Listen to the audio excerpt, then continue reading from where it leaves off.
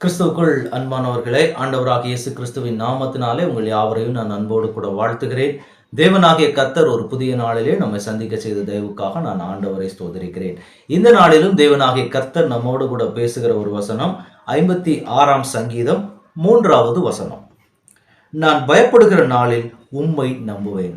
இந்த இடத்துல சொல்லப்படுகிற வார்த்தையை பார்க்கும்போது, நான் பயப்படுகிற நாளில் உம்மை நம்புவேன்.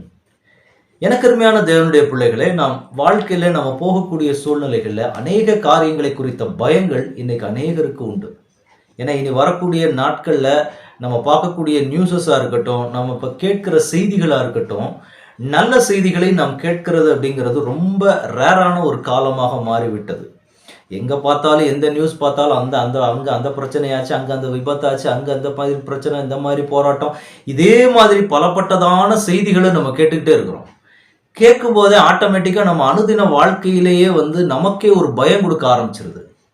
அப்ப நம்ம கடந்து போகக்கூடிய ஒவ்வொரு சூழ்நிலையுமே இன்னைக்கு இருக்கக்கூடிய காலகட்டம் ஒரு பயம் நிறைந்த ஒரு உலகமாக தான் இருக்கு. திடீர்னு அந்தந்த இடத்துல அந்த மாதிரி வியாதிகள் எழும்புது, சில இடங்கள்ல யுத்தங்கள் எழும்புகிறதுன்னு கேள்விப்படுறோம். இந்த மாதிரி சூழ்நிலைகள் எல்லாம் கேட்கும்போது நமக்கு ஆட்டோமேட்டிக்கா ஒரு பயம் உண்டாகும். அது ஒரு பக்கம். இன்னொன்று, நம்ம எதிர்காலத்தை குறித்த ஒரு பயம். என் வாழ்க்கை என்ன ஆகுமோ, இனி அடுத்த கட்ட நிலைமையில நான் என்ன செய்ய போறேனோ, இல்லை என்னுடைய பிள்ளைகளுடைய எதிர்கால வாழ்க்கை என்ன ஆகுமோ அப்படின்னு சொல்லி எதற்கெடுத்தாலும் பயம். சிலருடைய வாழ்க்கையில என்ன காரியங்கள் இப்போ வேலை பார்த்துட்டு இருக்கும்போது அந்த வேலை திடீர்னு என்னை எடுத்துட்டாங்கன்னா என்ன பண்றது, இல்லை திடீர்னு இந்த மாதிரி ஆகிருச்சுன்னா என்ன பண்றது, திடீர்னு எனக்கு ஒரு வியாதிப்பட்டுருச்சுன்னா என் குடும்பத்தோட நிலைமை என்ன, இல்லை திடீர்னு நான் மரித்து போயிட்டேன் அப்படின்னா சிலருக்கு இந்த மாதிரி எல்லாம் பயங்கள் உண்டாக ஆரம்பிக்கும். நம்முடைய வாழ்க்கையில திடீர்னு ஏதாவது ஒன்று ஆயிடுச்சுன்னா நான் என்ன பண்றது, எனக்கு ஏதாவது ஒன்று ஆச்சுன்னா அப்போ என் குடும்பத்தை யார் பார்த்துக்கிறது, என்ன செய்யறது, ஐயோ என்கிட்ட வருமானம் அந்த அளவுக்கு இல்லையே, இனி வரக்கூடிய நாட்கள் அது வரப்போகுது இது வரப்போகுது அப்படின்லாம் சொல்லிட்டு இருக்கிறாங்க. தங்க விலை வேற ஏறிக்கிட்டே போகுது, நான் என்ன பண்றது, என் பிள்ளைகளுடைய வாழ்க்கையில எப்படி நான் செட்டில் பண்றது அப்படிங்கிற ஒரு இதெல்லாம் நமக்குள்ள சில பயங்கள் உண்டாக ஆரம்பிக்கும். நம்முடைய வாழ்க்கையில நான் என்னென்ன பண்ண போறேன், ஐயோ நான் என்ன பண்ண போறேனே தெரியலன்னு சொல்லிட்டு சிலர் எதுக்கெடுத்தாலுமே பயப்படுகிற ஒரு உலகமா தான் இன்னைக்கு இருக்கு. ஏன்னா நம்ம நிக்கிற சூழ்நிலைகள் அப்படி. விலைவாசி உயர்ந்துகிட்டே போகுது, வரக்கூடிய வருமானம் வேற கம்மியா இருக்கு, நான் என்ன பண்ண போறேன், பயம். எதிர்காலத்துல என்ன ஆக போகுது, பிள்ளைகளை எப்படி படிக்க வச்சு நம்ம என்ன செட்டில் பண்ண போறோம் அப்படிங்கிற ஒரு பயம். இந்த மாதிரி எதுக்கெடுத்தாலுமே சில காரியங்கள் பயம் வரும். திடீர்னு நம்முடைய குடும்பத்தில் உள்ளவர்கள் வியாதிப்பட்டு மறிச்சு போயிட்டாங்கன்னா என்ன செய்யறது அப்படிங்கிற ஒரு பயம் வர ஆரம்பிக்கும். திடீர்னு இந்த மாதிரி ஏதாவது ஒரு நமக்கு போர் ஒரு யுத்தம் வந்துச்சுன்னா நம்ம என்ன பண்றது அப்படிங்கிற மாதிரி ஒரு பயம். திடீர்னு நம்ம போய்கிட்டு இருக்கிற பஸ்லயோ கார்லயோ ஏதோ போயிட்டு இருக்கிறோம், டூ வீலர்லயோ போய்கிட்டு இருக்கும்போது திடீர்னு ஆக்சிடென்ட் ஆயிடுச்சுன்னா என்ன பண்றது அப்படிங்கிற மாதிரி சில பயங்கள் எல்லாமே நமக்குள்ள பயங்கரமாய் பற்றி பிடித்து இருக்கிற ஒரு காலம். ஒருவேளை அப்படிப்பட்ட ஒரு பயத்தின் மத்தியில நீங்க நிப்பீங்கன்னா, ஆண்டவராகிய இயேசு கிறிஸ்துவானவர் இந்த நாளிலே உங்களுக்கு சொல்லுகிறது, இந்த வேதத்திலே அவருடைய பக்தன் சொல்லுகிற ஒரு காரியம், நான் பயப்படுகிற நாளில் உண்மையே நம்புவேன். பயம் நிறைந்த உலகம்தான், சுத்தில எதுவுமே எந்த நேரத்துல என்ன நடக்கும் எப்படி இருக்குங்கிறது தெரியாது.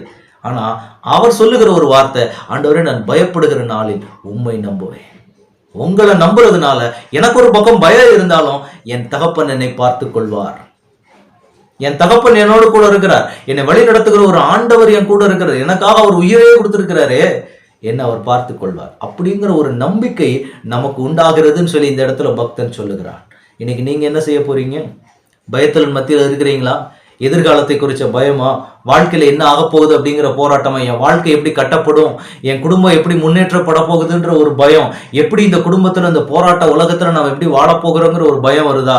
இன்றைக்கு அப்படிப்பட்ட பயத்தின் மத்தியில நீங்க இருப்பீங்கன்னா, ஆண்டவர் சொல்லுகிற இந்த பக்தன் சொல்லுகிற ஆலோசனையின்படி, நான் பயப்படுகிற நாளில் உம்மை நம்புவேன். ஆண்டவரை நம்புங்க, உங்க வாழ்க்கையை அவர் உயர்த்தி காட்டுவார். நீங்க என்ன பயத்துல இருக்கிறீங்க?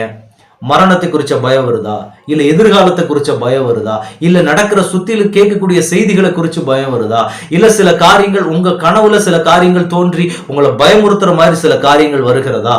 இன்றைக்கு ஆண்டவர் சொல்லுகிறார், நீங்க எப்படிப்பட்ட பயத்துல இருந்தாலும் சரி, ஆண்டவரை நம்புங்கள். அவர் உங்களை காக்கிறதற்கு அவர் போதுமானவராக இருக்கிறார். ஏன்னா பயம் அப்படிங்கிறது சத்துரு கொண்டு வருகிற காரியம். தேவனுடைய பிள்ளைகள் பயத்தின் மத்தியில போகிறது தேவனுக்கு பிரியமில்லாத காரியம். நமக்கு பயம் வரும், நம்ம இருக்கிற சூழ்நிலைகள்ல பூமியில வாழுகிற காரியத்தை சில செய்திகளை கேட்கும் போது நமக்கே ஆட்டோமேட்டிக்கா ஒரு பயம் வந்துடும். ஆண்டவர் சொல்லுகிறார், நீங்க பயப்பட வேண்டியதே கிடையாது, ஏன்னா அவர் உங்களோட இருக்கிறார். நீங்க அவரை நம்பிக்கொண்டு இருக்கிறீங்க, அவரை விசுவாசித்து தன் சொந்த ரட்சகராக ஏற்றுக்கொண்ட பிள்ளைகள் நீங்க.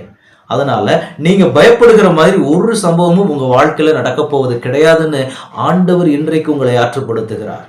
அதனால நீங்க அந்த பயத்தை நினைச்சு இப்படி ஆகுமோ அப்படி ஆகுமோங்கிறதெல்லாம் கொஞ்சம் அப்படி தூக்கி போட்டுட்டு நீங்க என்ன ஜெபிக்க போறீங்கன்னா, ஆண்டவரே நான் பயப்படுகிற நாள், இந்த பக்தன் சொல்லுகிறது போல நான் பயப்படுகிற நாளில் உம்மை நம்புவேன். ஏன்னா நீங்க என் கூட இருக்கிற தேவன். நீங்க என்ன ஒரு நாளும் கைவிட மாட்டீங்க. சுத்தி இருக்கிற மனிதர்கள் என்ன கைவிட்டுறலாம், சுற்றிலும் இருக்கிற சூழ்நிலைகள் என்ன கைவிட்டுறலாம், நான் நம்பிக்கொண்டிருக்கிற ஆட்கள் என்னை கைவிடலாம், நான் நம்பி இருக்கிற சூழ்நிலை என்னை கைவிடலாம், என் வேலை என்னை கைவிடலாம், எது வேணாலும் என்னை கைவிடலாம். ஆனால் நீங்க என்னை கைவிடாத ஒரு தேவன். அப்படிப்பட்ட ஒரு நல்ல தேவனை தான் நான் ஆராதித்துக் கொண்டிருக்கிறேன். இந்த இடத்துல இந்த பக்தன் சொல்லுகிறதை போல நான் பயப்படுகிற நாளில் உம்மை நம்புவேன். இன்னைக்கு ஆண்டவர்கிட்ட அறிக்கை பண்றீங்களா? இன்னைக்கு ஆண்டவர்கிட்ட ஒப்பு கொடுக்குறீங்களா? ஆண்டவரை நான் இனி பயப்பட மாட்டேன். அப்படி பயப்படுற மாதிரி ஒரு சூழ்நிலை என் வாழ்க்கையில வரும்னாலும் நான் உங்களை நம்புவேன்ப்பா, உங்களை முழுசுமா நம்புவேன். ஏன்னா என்னை ஏமாற்றாதவர் நீங்க மட்டும்தான்.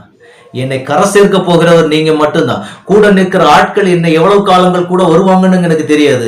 ஆனா வாழ்நாள் முழுவதும் சரி, இந்த பூமியில என் வாழ்க்கையை முடிச்ச பிறகும் சரி, நித்திய காலமா என்னோடு கூட இருக்க போறது நீங்க தான்.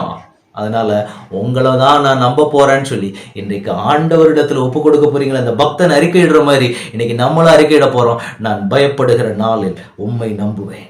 இன்னைக்கு ஆண்டவரை பார்த்து சொல்லலாமா? ஆண்டவரை பயப்படுகிற சூழ்நிலை வந்துச்சு அப்படின்னா நான் உங்களை நம்புவேன்ப்பா. உங்களை நம்பும் போது எனக்குள்ள இருக்கிற பயம் என்னை விட்டு நீங்கி போகும். இப்ப ஆண்டவரிடத்துல ஒப்பு கொடுக்கலாமா? இதை அப்படியே விசுவாசத்தோட அறிக்கை பண்ணலாமா? அப்படியே ஜெபிக்கிறீங்களா?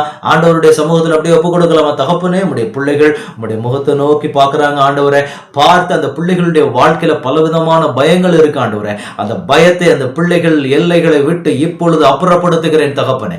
அந்த பயப்படுத்துகிற கிரியைகள், அந்த பயப்படுத்துகிற ஆவிகள் இயேசுவின் நாமத்தினால உம்முடைய பிள்ளைகளினுடைய வீடுகளை விட்டு அகலுவதாக.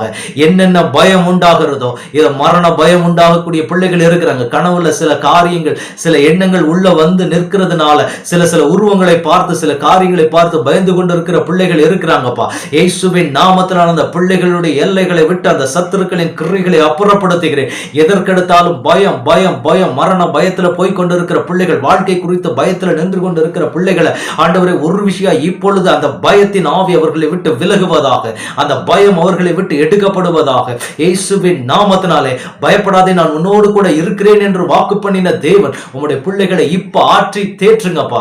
நீங்க உங்களோடு கூட இருக்கிறத காண்பீங்க ஆண்டவரே. அந்த பக்தன் அறிக்கையிட்டதை போல இப்ப உம்முடைய நாமத்தை ஏற்றுக்கொண்ட உங்க பிள்ளைங்க சொல்றாங்கப்பா, ஆண்டவரே பயப்படுகிற நாளில் உண்மையே நம்புவேன்னு சொல்றாங்க ஆண்டவரே. உங்களை நம்புவாங்கப்பா. இனி இந்த பிள்ளைகள் இதுவரைக்கும் உங்களை நம்பாம இருந்த சூழ்நிலைகள் மாறட்டும் ஆண்டவரே. ஒரு விஷயம் உங்க பிள்ளைங்களை மன்னிச்சு ஆண்டவரே அவங்களுக்குள்ள இருக்கிற பயத்தை எடுத்து போடுங்கப்பா.